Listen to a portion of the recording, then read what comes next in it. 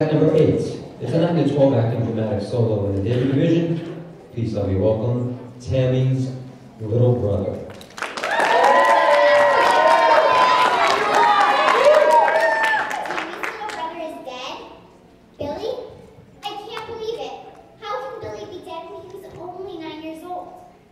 Tammy's family went on vacation, a camping trip in the mountains.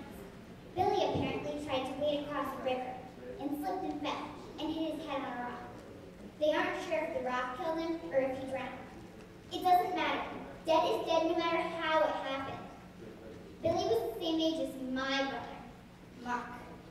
Tammi and I used to complain to each other about what pests they were, always tagging around after us and listening to our conversations.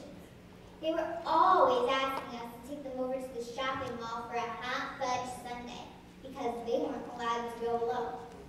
A couple of times, when Tammi and I went to the movies on Saturday afternoons, we had to take Billy and Mark with us, and we made them sit on the other side of the theater, away from us.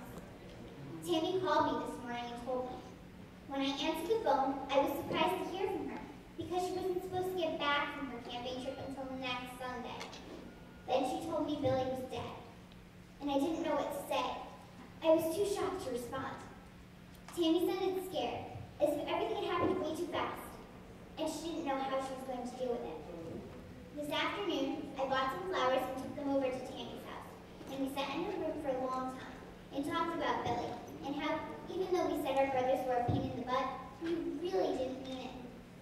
I could tell Tammi was feeling guilty about every unkind thing she'd ever said or done to her brother. So I tried to remember some of the times when she was really nice to him.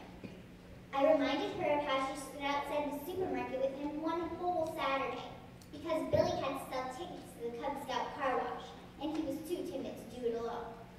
I talked about the time Billy wanted to build a snow fort in the backyard, and we helped him do it even though our hands were half frozen by the time we finished. Tammi didn't cry. I could tell from her red eyes that she'd been crying before I came, but she just sat there and talked about Billy as if he might walk in at any moment, the way he used to, and asked to borrow her bike. When I got back home, I shut myself in my room for a long time. I buried my head in my pillow and wept. I cried for Billy, who would not get to be an Eagle Scout like he planned. I cried for Tammi, because her brother was gone and would never return. And I cried for myself, because I knew the kind of tragedy that struck Tammy's family could happen to anyone, even to me. For the first time in my life, I felt vulnerable. Eventually, the tears stopped, and I washed my face and combed my hair. And I went downstairs to look for Mark. When I found him, I asked him if he'd like to go get a hot fudge sundae, my treat.